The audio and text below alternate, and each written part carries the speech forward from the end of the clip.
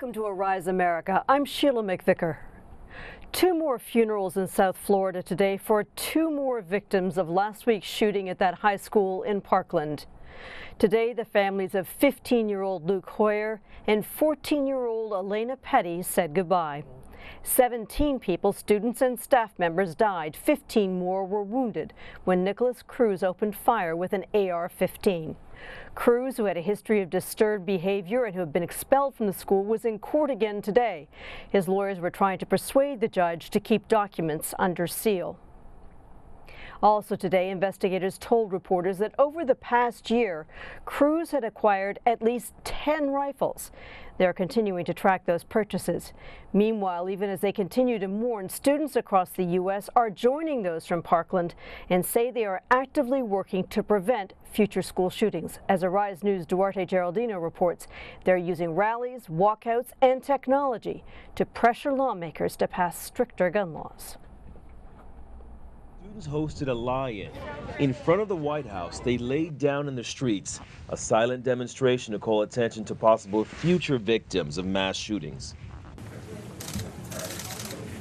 They are demanding stricter gun laws that empower law enforcement officers to act on troubling cues, like the ones exhibited by Nicholas Cruz in the years leading up to his rampage.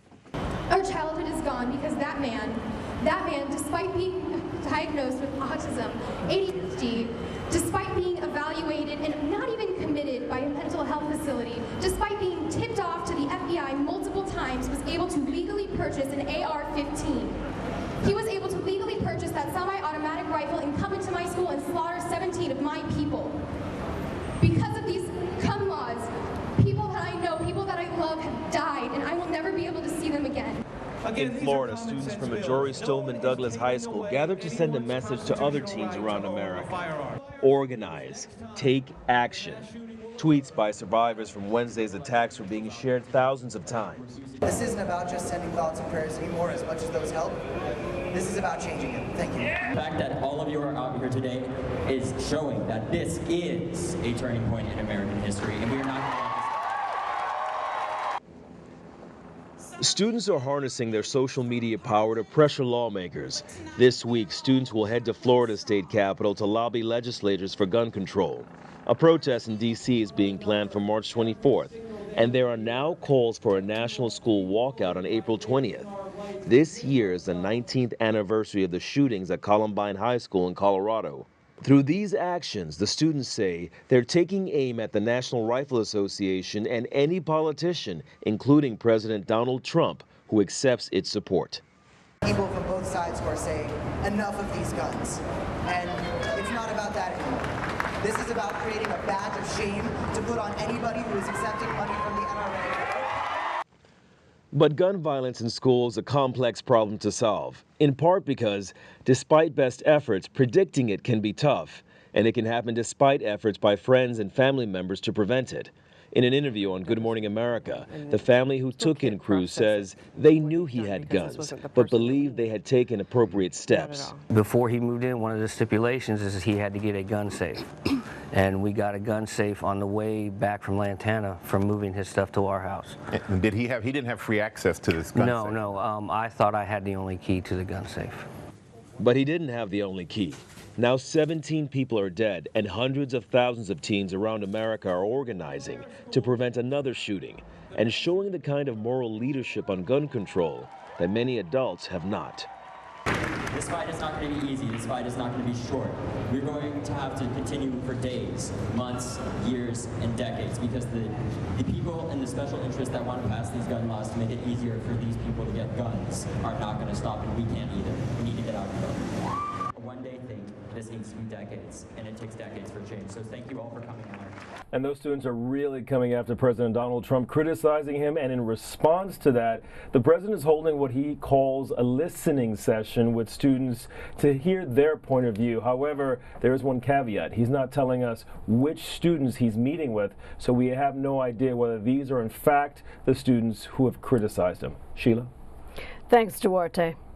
Joining us now from Washington is Arise News Chief Political Correspondent Eric Ham. Eric, the White House this morning said that President Trump is now supportive of efforts to improve the federal background check system. It's a bipartisan bill that's aimed at strengthening how state and federal governments report crimes that could prevent someone from buying a gun. How significant is this, and most importantly, is there money for it? Well, this is significant in that for the first time you actually hear a member of the Republican Party actually supporting what sounds and looks like actual gun control.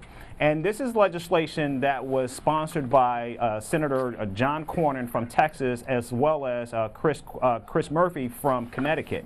And this is actually a bill that is supported by the NRA. Now, keep in mind, what this bill does is it actually strengthens the idea and penalizes government agencies who do not effectively enlist people who should not actually be able to purchase a gun. And so it doesn't actually expand gun control in any way. It just basically penalizes agencies who, frankly, don't do their job, which is something that we've seen from this administration since they were inaugurated. So, Eric, we did hear from President Trump in the aftermath of the Las Vegas mass shooting that he talked about banning bump stocks, those still legal devices that make semi-automatic weapons fully automatic, something he said he would consider. Any movement on that? And frankly, no, there hasn't been any movement on bump stocks. In fact, since the 115th Congress came into session, we have seen actually 22 bills that actually offer some type of gun control. However, many of those bills do not have companion legislation attached to them. In fact, we haven't seen many of them even move beyond the committee. So on a whole, gun control really has not had a place in this current Congress. Well, let me ask an even more basic question and ask you, what do we really know about Donald Trump's views on gun control? Well, while we know that President Trump is a firm supporter of gun rights, we do know that he's been all over the map actually on these issues from the time when he was a Democrat, when he did suggest that there should be some type of limits on gun control. But what we do know now is that he is firmly in support of and is backed heavily by the National Rifle Association, particularly since he became a candidate and president of the United States. So he's had money directly from the National Rifle Association or through super PACs? Any idea how much money? Oh, from the NRA, he's gotten quite a bit of money. In fact, he's racked up as much as $20 million, both directly and indirectly from the NRA. And how about congressional, in Congress, senators who are considering gun control legislation? Do they have money from the NRA? Oh, absolutely. In fact, if you look at the top 10 members of both the House and Senate who have received money from the NRA, they're all Republicans, in fact. And in fact, the only two Democrats who have received any money, who actually rank in the top 50 in both the House and Senate who have received money from the NRA, is Senator Joe Manchin from West Virginia, who's actually seen as a conservative Democrat, and Senator Patrick Leahy. Those are actually the only two members of Congress.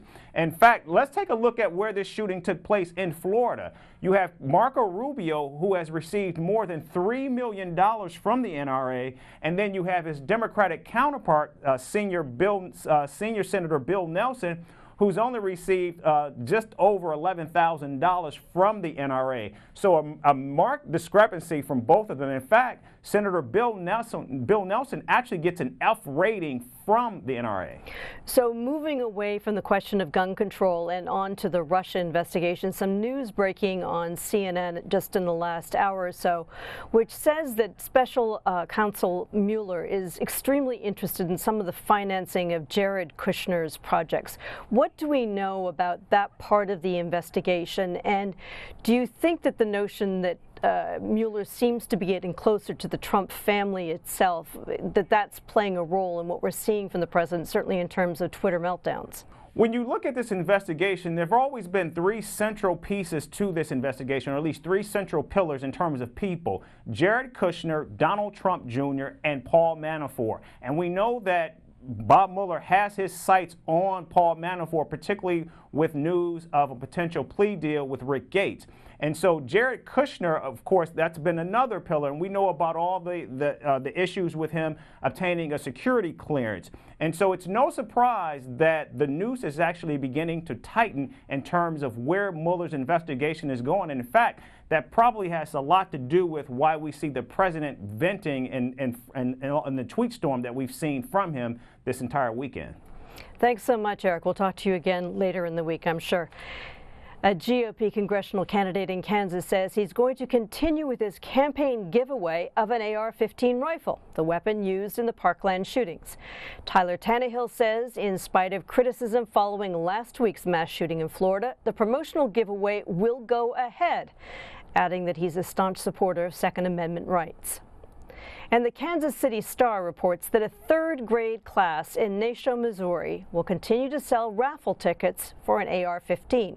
The proceeds are to benefit a children's baseball team. Since the Parkland shooting, Americans have watched and listened in awe as teenage survivors mourning their friends have made articulate and passionate arguments for real change to gun laws.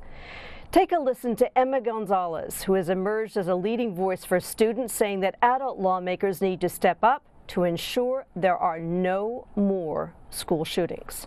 Our brains aren't fully developed until 25. Why don't we just start with moving the age to being able to own a gun to 25? Like, let's start with something like that. Let's start with holding the gun manufacturing companies to a higher standard of stop making automatic or semi-automatic weapons. Let's just cut these problems out of the loop, like nip the buds right off the bush before they even start to bloom.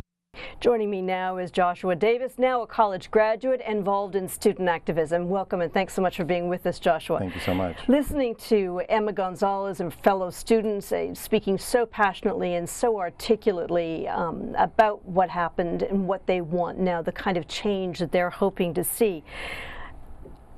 And it seems even that their outspokenness is helping to keep this Parkland shooting front and center in the national conversation. But we know this country, we know that that will inevitably change. What kind of advice, based on your experience, would you offer to these students now? To keep the conversation going. To keep the conversation going, you have to, it's okay, you're emotional right now, but let's plan in 2 weeks to meet again to talk about what happened. And then in a month from now, let's continue to talk about it. And if you support them, give them the platform to be able to come together and foster those ideas, to create something that may come out of this, who knows? But you just can't talk about it and then that's it. So I would like it for it to keep going and keep the conversation to keep going. You flew to Ferguson after the killing of Michael Brown in 2014. Why did you do that? What did you want to accomplish, and how did that affect you? Oh man, seeing the city of Ferguson in flames and seeing a bunch of people that look like me upset, I wanted to go and get firsthand experience of what was going on. How did that community feel?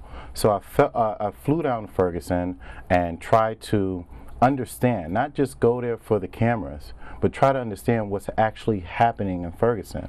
So I visited the apartment complex where Mike Brown lived, and that's where he was slain. And I knocked on doors and I tried to figure out, hey, what's going on? How are you feeling? What's happening? How is the relations between the community and the police? Are they going to get better? What needs to change?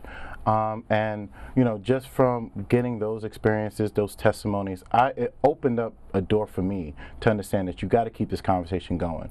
What was the lesson that you took away beyond keeping the conversation going? That real relationships need to foster, that the real relationships between police, the community, your legislators, your elected officials, real genuine relationships need to be created. You know, you have to be honest with each other and open with each other. So I could be able to come to you and say how I'm feeling. Am I safe? What are you doing to protect me? This is not, I mean, we're in the very early stages of this, and we don't know quite what is going to emerge from this terrible tragedy in Florida. But there have been other instances where students have really led the national conversation, have been real leaders in terms of driving social change. Let's talk a little bit about some of those experiences, and especially I'm thinking of the civil rights movement. Oh man, I believe as long as there have been a university, there have been student activism. And so if you go back into the civil rights movement, Martin Luther King, Medgar Wiley Evers, Malcolm X, Thurgood Marshall, all these prominent figures, but students also led that fight. Students also did the groundwork and led the groundwork in their communities, registering people to vote in Selma, Alabama, SNCC. These type of student organizations played a tremendous role in the civil rights movement. How hard is it to be both an activist and a student with all that being a student entails? Oh man, I think being participating in your school's politics or your community politics is as equally as important of that math class or that English class. It's, you know, civic engagement is really important, and it plays a long-term role and after you graduate. So as an activist, how important is it to set goals? We have seen movements that have kind of faltered because they have not had clear agendas. How important is it to set goals, to know what direction you're going in and what you hope to achieve?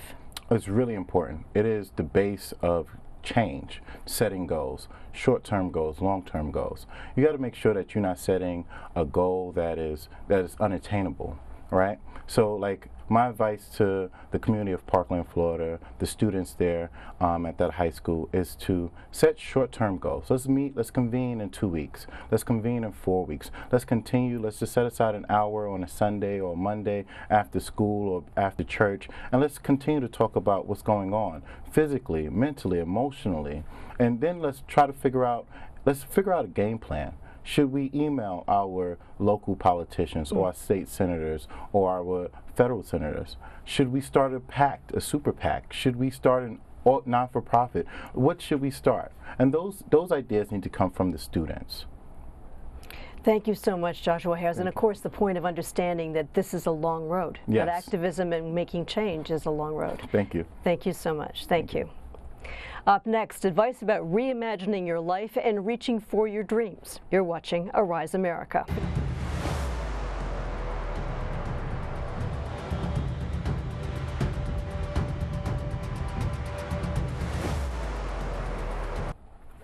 Our next guest has devoted a large portion of her writing career to counseling others. Her syndicated advice column, Sense and Sensitivity, has helped countless readers navigate all kinds of situations. Now, Hariette Cole is helping people learn how to ignite their dreams. Welcome, Hariette. First, let me begin with your agony aunt hat on. Okay. And ask you, you spent 15 years writing your advice column. What kind of advice would you have for the teens who are trying to navigate the tragedy last week in Florida, or indeed for survivors of other similar events who must go into a terrible state when these things happen? You know, I've watched many of the young people stand up, speak out, so beautifully articulate about what they're thinking and feeling and needing to say, that I want to say good for you. And for any young people who might be in the same situation and watching them, they are an excellent example. This is actually the first example of young people, so many of them speaking out, that we've seen in news coverage, at least to my knowledge, and I pay close attention to it. And I think it happened because the government officials weren't saying anything. So let the children speak, and they're not children, let the teenagers speak. So what I would say to others is, have the courage to say what's on your heart.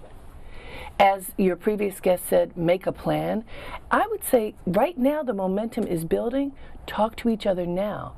If you could do anything that you could imagine in order to change the narrative and to change the rules, what would it be? And that big vision is what will propel our country in a new direction. I really think so. They have the ability, even though they can't vote yet, they can mobilize in a way that will get others to listen, or let's pray that they can. Let me ask that question in a different way. So I think you have a teenage daughter? I do. What do you say to your daughter about, is she worried about going to school? We talked about it. So she goes to a school that has a lot of security measures in place. Right. When you walk in the door, you cannot get through without a turnstile, that you have a card key or something. There is a guard at the door. I don't believe he's armed, but there is a guard. And she said to me she feels safe in her school. That's great. Because of the safeguards that are in place. Now she's 14, so she's moving about in the city a bit, in New York City. And we talked about what would happen. I saw a 14-year-old, the mother of a 14-year-old crying in agony on TV, and my daughter's 14. Yeah. And I said to my daughter, I don't know whether I could live if something like this happened to you. And she said, well, for that mommy has 2 other children, so she has no choice. She was matter of fact, crystal clear, and what that told me is that the conviction that our children have is something that we could be reminded of. You know, you have to face the cards that you are dealt, and how are you going to face them? She was clear, and she said in her school they've had marches, they've had silent marches in honor of victims in the past, and we'll see what they do this time.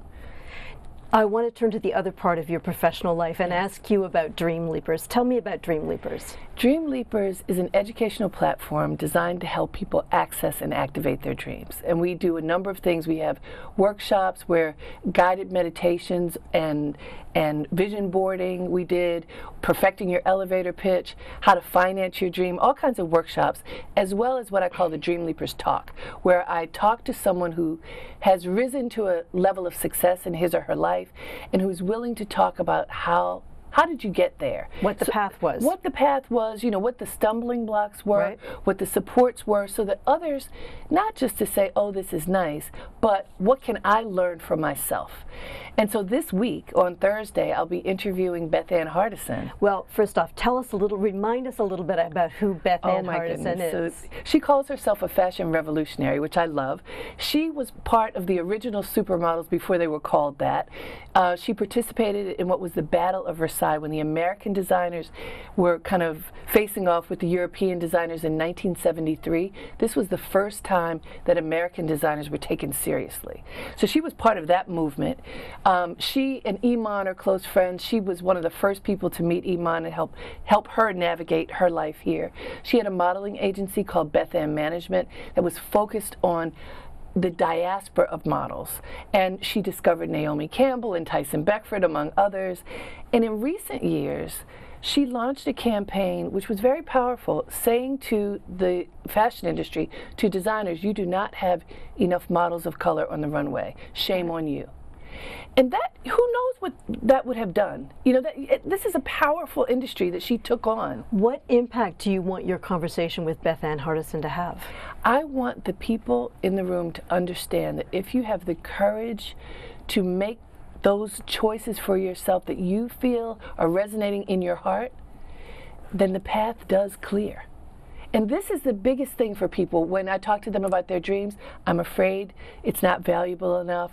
I'm afraid that I won't be successful. When you see somebody that not only was successful, but is also fearless, I think that that can help you to have a little bit more courage. We've got a little bit of time left, so let me ask you, what's the one story you're dying to have her share with you and your audience? Oh, that's a good one. Standing up to the industry, standing up to the international fashion industry, and what happened. Because what I know happened is that they changed. And she won an award from the very industry, from the Council of Fashion Designers of America, for her courage. This shows you that being courageous, even as it relates to race relations, does not mean that people necessarily will close the door. They opened the door, they made a change. I can't wait for her to tell that story. Hariette Cole, thanks so much for coming and talking about this. Thank you. Thank you. The filmmakers behind The Black Panther are reaching their dreams and then some. In fact, they're making box office history. It's changing. Soon there will only be the conquered and the conquerors. Step into the spotlight. You are a good man. Step into the spotlight with a good heart. And it's hard for a good man to be a king.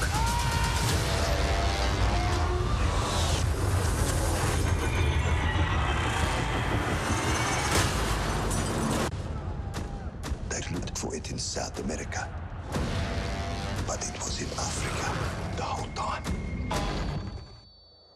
I'm the only one who's seen it and made it out alive. The box office is already topping $370 million, and the movie doesn't open in China until next month. In the U.S., Chala and company are breaking records right and left, with audiences packing theaters to the tune of $235 million over the 4-day weekend. Panther stars talked about the movie's big impact. I think it's the biggest February UK release for a film of all time. Yes, it is. And, you know, to have that record be broken or, you know, to start something new, it's always good. So, yeah, very proud.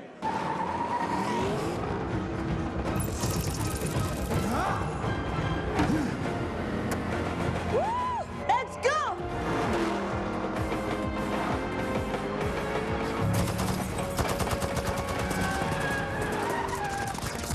Hey, look at your suit. U.S. markets are closed for the President's Day holiday, but Arise News correspondent Duarte Geraldino has all the other business news. The U.S. Food and Drug Administration is recalling several kinds of Gravy Train, Skippy, and Kibbles and Bits dog foods. Traces of a euthanasia drug were discovered in GM Smucker brands. A similar finding hit against the grain-branded food last week, but the FDA says no deaths have been reported. Bitcoin is on the rebound, breaking through $11,000. The cryptocurrency is up almost 80% since hitting a low earlier this month. Capitec CEO claims business is back to normal. The South African lender has been under fire for allegedly hiding losses, but Capitec calls that research fake news from a short seller. Capitec Bank. And KFC Chicken is coming up short on a key menu item in the UK. Chicken.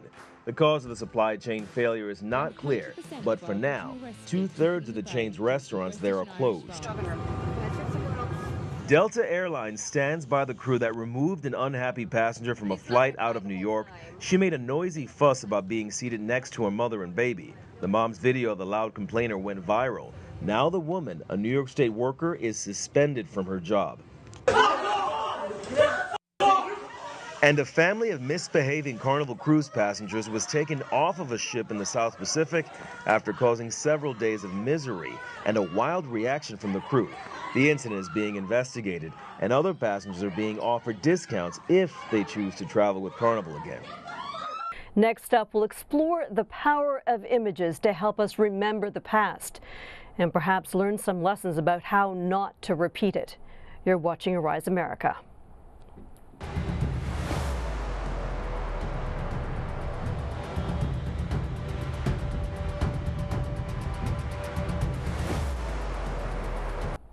Today we rely on live television to bring us images from all over the world.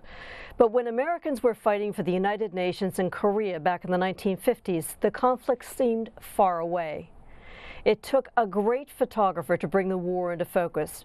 Max Desfour captured amazing images from Korea for the Associated Press. He won many awards, including a Pulitzer Prize. He died today at the age of 104. On this day in 1942, 76 years ago, then President Franklin Delano Roosevelt signed Executive Order 9066, ordering the forced removal and incarceration of all people of Japanese ancestry, including American citizens, living on the West Coast in the name of national security.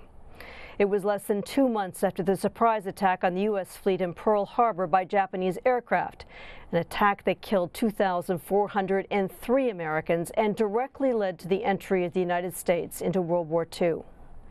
A new exhibit at the International Center for Photography Museum in New York documents that incarceration. It's called Then They Came for Me.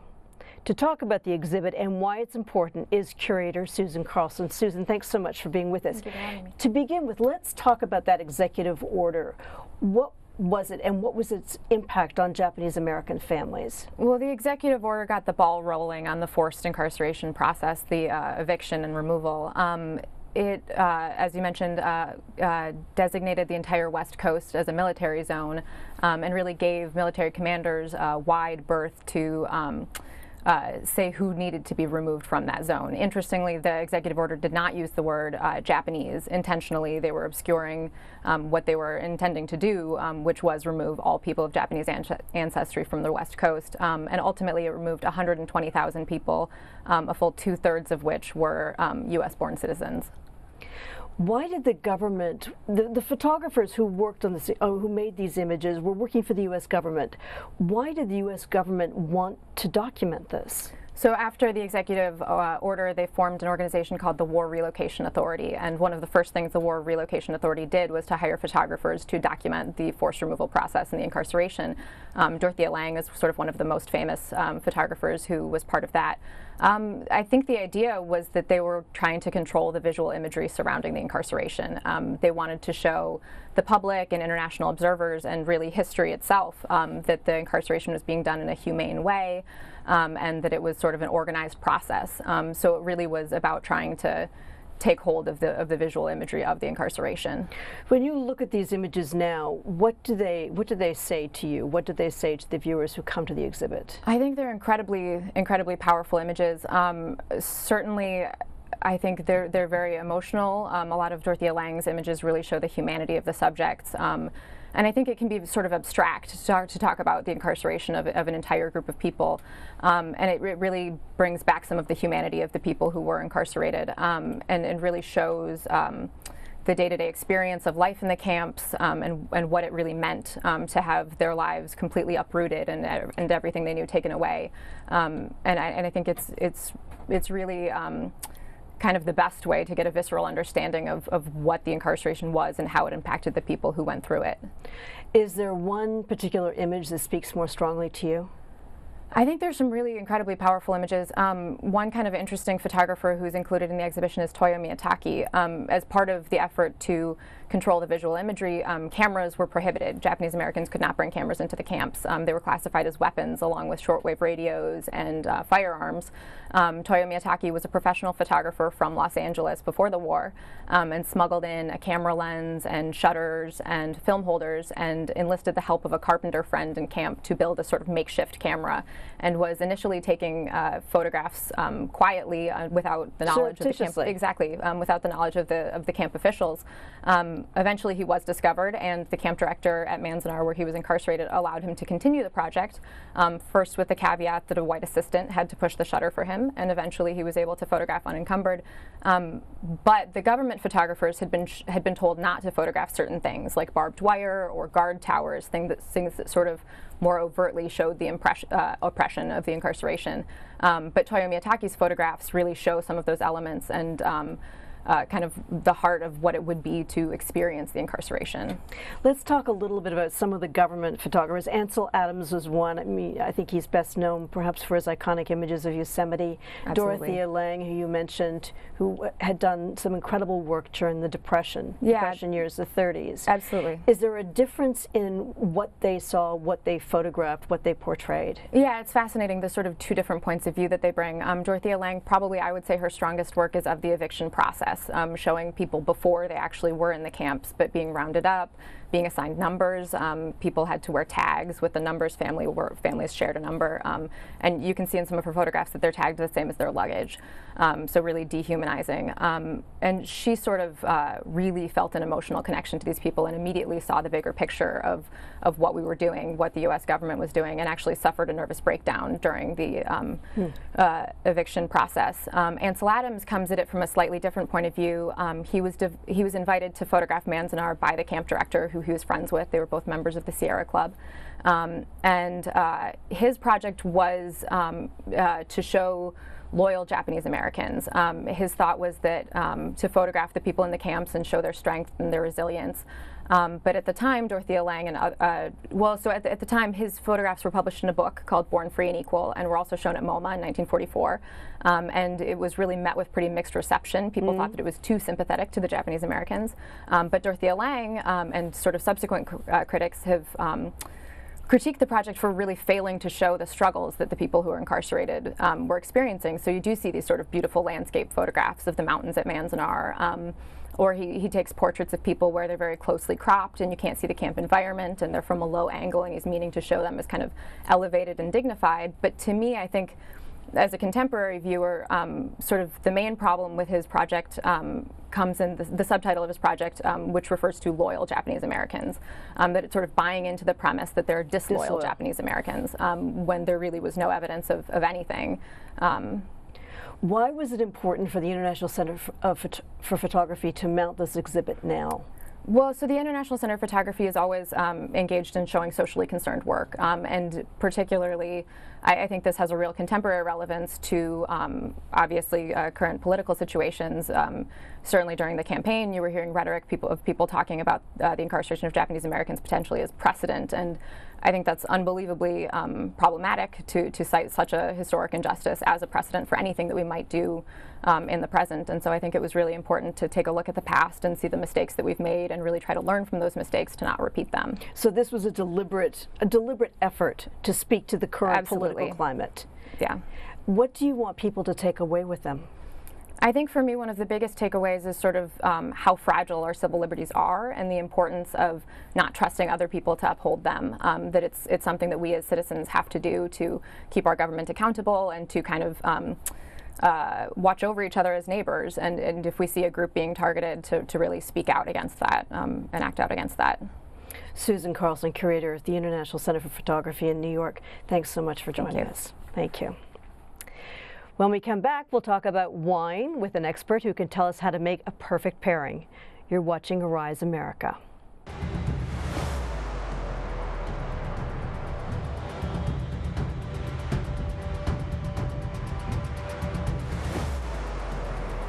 Wine is big business, but enjoying it is a very individual enterprise. And when you're staring at those bins in the store or the wine list at a restaurant, making your personal choice can be intimidating.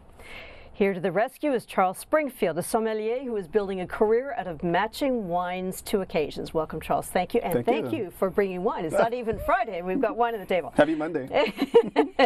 You're a certified sommelier. What made you decide you wanted to become a sommelier, and how difficult is it? It can be difficult. I started my career off as a newspaper reporter in New Orleans, and then went into advertising. And then when I moved to New York, I just fell in love with this whole concept of wine education. As you know, wine can be very intimidating for people. You don't know how to pick a wine by the label. You don't know if it's sweet or dry. And so when I teach classes and I get to interact with people, I get to show them how to understand wine, how to appreciate it, how to smell it properly, how to taste it, how to feel the textures in your palate, and really get in tune with it and have a very personal experience with it. So you brought 2 bottles of red. Yes. Why these 2? Let me just pick this one up. This is OPP. OPP. This is by from Andre Mack. And why this wine? So tonight I'm actually doing a spotlight on African American winemakers. So I do pop-up series classes. This is the second class in the series, and so I thought it was very fitting for Black History Month, and also and there's another documentary. There's a lot of documentaries out there, but this new documentary, Red, White, and Black, that's going to talk about the struggles that Black winemakers have in Oregon in particular. And so I wanted to kind of bring these wines to the table, show them to my students in class, and they really get to show them how vast this wine world can be, and that these wines, beautiful wines, are made by the hands of African Americans and Black winemakers. Well, you mentioned the struggles that African American winemakers are having in Oregon. Talk to us a little bit about what kind of issues they face. Yeah, I think it's just, we talk about diversity all the time in the world. I know that for a fact. I used to work in journalism where there weren't a lot of Black people or people of color in the newsrooms when I was there. Also in advertising PR, I had the same issue. And so as a sommelier, I face that as well, so I can kind of feel their pain, trying to find a seat at the table, having a voice for what they do, and also getting the recognition that leads to branding, that gets to awareness, that makes them be able to be a success and thrive in their businesses. Is it hard harder? Do you think that the barrier, it can be difficult for a lot of winemakers, but do you think that the barrier is higher for African American winemakers? I think because the population is maybe so small, it's kind of hard to break through that the static, because we think about these large regal wine regions like France, Italy, Spain, even Napa, and then you think about the celebrity winemakers like Francis Ford Coppola and Robert Mondavi. It's kind of hard to elevate your name and your products when you have to fight with all that competition. And this global wine world is full of competition these days. Each wine producer has to fight for the shelf space on the retail shelves, and it's very, very difficult these days, and a little bit more difficult for not only black winemakers but also winemakers LGBTQ and Latino winemakers as well. So, if you were, I noticed that both these wines that you brought are North American wines. This is a Sonoma wine. Yes. The other one's an Oregon wine. So that should tell me that I think that you're a North American wine guy. Actually, I love wines from all over the world, but I'm a big French wine lover. I love champagne. I did a sparkling wine class last week, and it was just amazing. So one of my favorite things to drink. But there are some winemakers in France that actually make champagne and some other wines, but we just haven't had the luxury to get them to the States yet. And so when we do that, it'll be very exciting to bring a black woman winemaker from Champagne to hit the market in New York. Oh wow, yeah, fantastic! Yeah. So one of your specialties is pairings. Yes. The sort of the figuring out the magic alchemy between what wine goes best with what food. Yes. So give us some suggestions. So I think a lot of people get caught up by the color of food, color of wine, and color of food, but you don't really want to focus on that. You really want to focus on the texture of the food and the body of the wine. So if you have a light body wine, those would be better with lighter dishes. So even if you have a Pinot Noir like OPP, other people's Pinot Noir, that can actually be served with fish like tuna and salmon. So you can do that. So the laws of wine pairing red wine with red meat and white wine with white foods don't really apply anymore. You want to think about the body of the wine, the body of the food, and how they work together. Because basically you want to have a nice harmonious balance for your meal. And so, tell me what your favorite meal is. Oh wow, that's a loaded subject. Well, I love escargots, for instance, is really interesting. So okay, so escargot are garlic snails. So escargot are basically a delivery system for garlic and butter. right. Yeah, so garlic and butter, I love those. All right, so what goes with garlic, butter, and snails? So you want to do a really bright, light wine that's going to have a high acid level. I love a Sancerre Sauvignon Blanc from the Loire Valley that cuts through that rich butter and then brings out the brightness of the garlic and just really has a lovely finish. Well, you know, my producer is asking, is there a red for escargot? Yeah, Pinot Noir. We have a lot of Pinot Noirs from France as well. I would say something from France, like red Sancerre. A lot of people don't know Sancerres can be red. That's the Pinot Noir. You can actually have Gamay as well, which a lot of people associate with Beaujolais, right under Burgundy. So a lot of options as well. And of course, sparkling wine goes with pretty much everything. So you can have sparkling rosé, champagne. We've talked about developing wine regions. So the northwestern United States, of course, is famously a developing region. Yes. South Africa is a well-established region. Are there other regions in Africa where you are seeing growth in wineries and vineyards? I see a lot, mostly in South Africa, from the different areas, from the Western Cape. For example, in tonight's class, I'm going to do a wine by the House of Mandela, and so we're going to have a Sauvignon Blanc from them. So it's very important for them, even though they're a very political family, but they wanted to stand out and keep a legacy and really tap into that wine world in South Africa where there's little to no women winemakers and wine business owners. So it's very, very interesting. So I think there's going to be growth in that kind of area because when you think about the wine world, it has to do everything with this concept of terroir. So in order to have the great grapes that grow and the great vines, you need this environment or system to make them grow. So you need the right mineral mix in the soil, the right amount of rain, the right amount of sun, the right amount of chill, the right all of those things that go together that factor into terroir. Exactly. You said you're a fan of French wines, and you mentioned champagne. So other than champagne? I actually like the southern Rhone Valley. So for reds, I talked a lot about sparklings and whites. Côte de Rhone or Châteauneuf-du-Pape. It's one of my favorites. Perfect. Yeah. Charles Springfield, thanks so much for dropping by. Thank you. That's it for us at Arise America. Thanks for watching.